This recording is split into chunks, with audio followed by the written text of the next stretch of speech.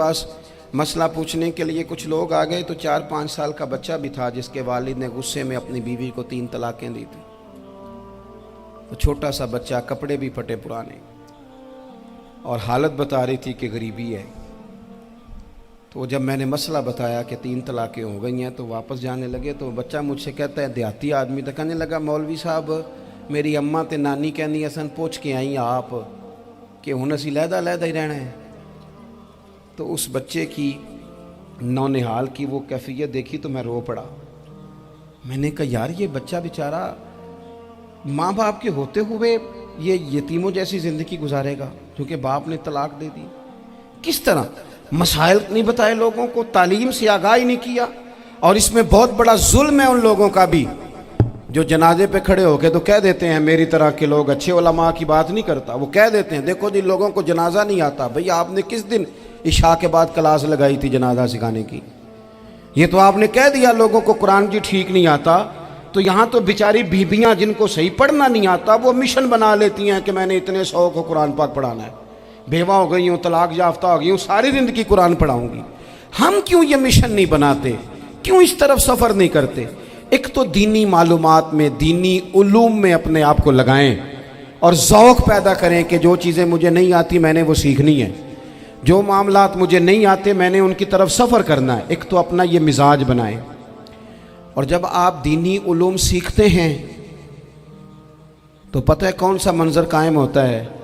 मंज़र वो बनता है कि हज़रत अबू हुरैरा भी दीन सीखा करते थे, हज़रत अब्दुल्ला इब्न उमर भी असहाबे सुफ़ा में रहा करते थे, हज़रत अनस बिन मालिक भी रहा करते थे।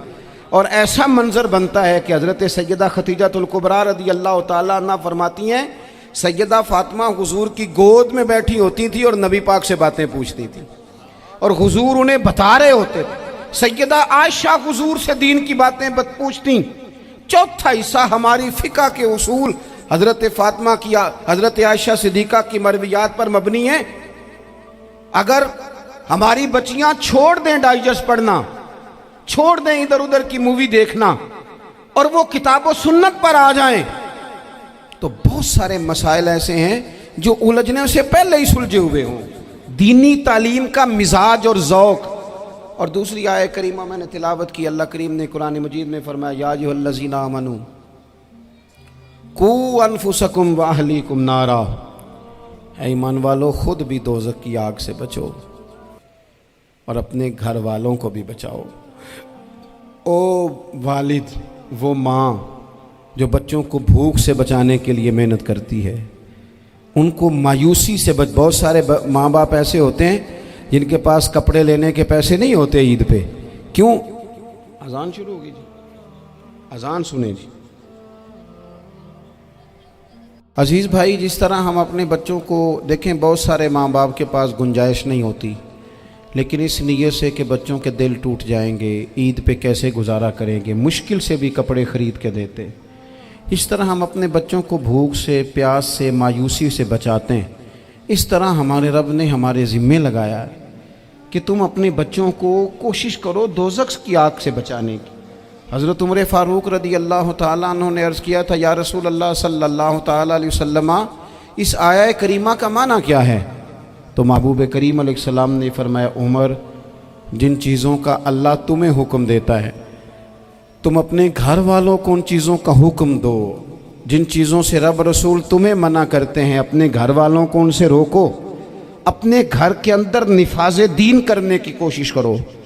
मेरे भाई, बहुत ज़्यादा आजमाइश है हमारे घरों में, बेचैनियाँ हैं, इज़्तिराब है, बच्चों में सख्ती है, बहन भाई एक दूसरे के साथ लड़ते हैं, मिजाजों में तलखी आ गई। क्यों भला?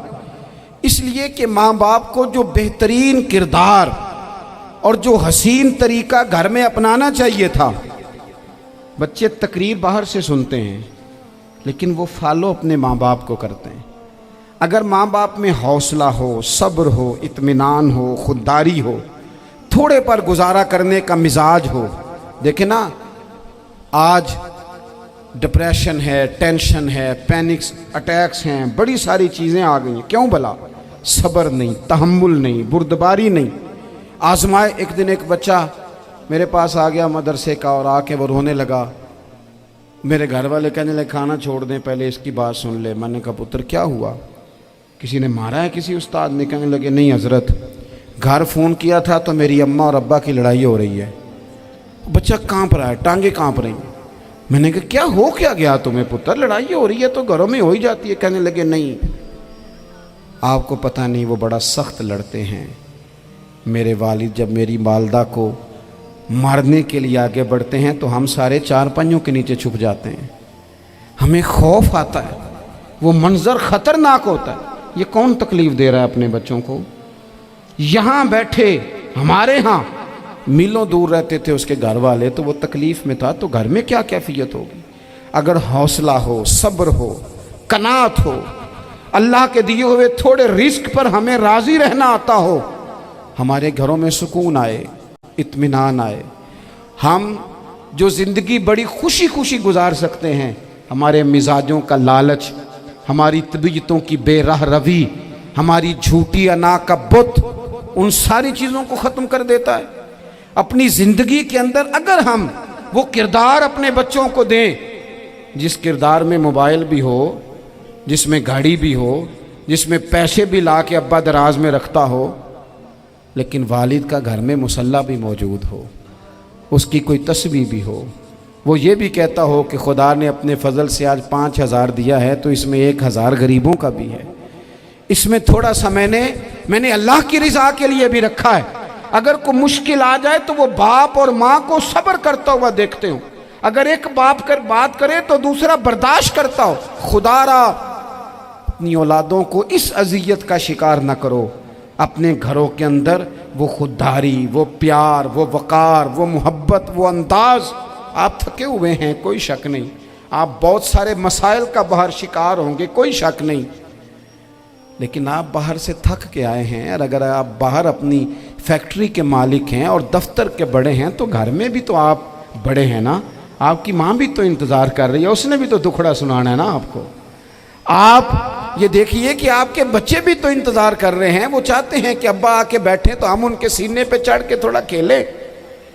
آپ کی اہلیہ منتظر ہیں. کچھ باتیں بیوی کسی اور سے نہیں کہہ سکتی, صرف اپنے شوہر سے کہتی ہے, لیکن وہ تو آتے ہی جلال میں آ گئے صاحب. وہ کہنے لگے تو بڑی نالائق ہے, میں تھکا ماندہ آیا ہوں اور تو نے مجھے کہانی سنا دی ہے. وہ اس خاتون سے شدت کے ساتھ پیش آنے لگے. میرے رسول پاک کی حیات نور کو دیکھو, حضرت ام ایمن حضور کی رضائی والدہ ہیں, ان کی بھی خدمت ہو رہی ہے. حضرت حلیمہ سعدی آ رہی ہیں تو خدمت ہو رہی ہے. حضرت عباس حضور کے چچا ہیں تو کریم فرماتے ہیں میرے چچا ہیں باپ کی جگہ پہ. حضور دوست احباب صحابہ غلاموں سب کے ساتھ پیار کر رہے ہیں. 9 ازواج مطہرات ہیں گھر کے اندر, اور کیفیت یہ ہے کہ حضور صرف ان کی ضرورتوں کا ہی خیال نہیں کرتے, خواہشات کا ہی خیال نہیں کرتے, بلکہ میرے کریم کا طریقہ یہ ہے کہ کوئی بندہ آج بول کیا رہا ہے, وہ کہاں کھڑا ہے آج, اس کے جملے کس طرح کے ہیں, اس کا لہجہ کس طرح کا ہو گیا ہے اور اسے ٹھیک کیسے کرنا ہے. محبوب اس کا خیال فرماتے, توجہ کرتے. میں کہتا ہوں کہ ہم سب کو شوق آیا ہے آرام کرنے کا. میں صبح 11 بجے سے پہلے اپنے گھر سے نکل آیا تھا اور یہ وقت آ گیا ہے اور رات کو خدا جانے کس وقت گھر پہنچنا ہے. کئی دفعہ کیفیت یہ ہوتی ہے کہ گاڑی سے اترتے ہیں تو پھر دل کرتا ہے کہ کوئی اٹھا کے چلائے نہ کبھی. اس کے باوجود بہت سارے لوگ ناراض رہتے ہیں کہ ہم سے مل کے نہیں گئے, فوٹو نہیں کھنچوا کے گئے, فلانی جگہ چائے نہیں پی کے گئے.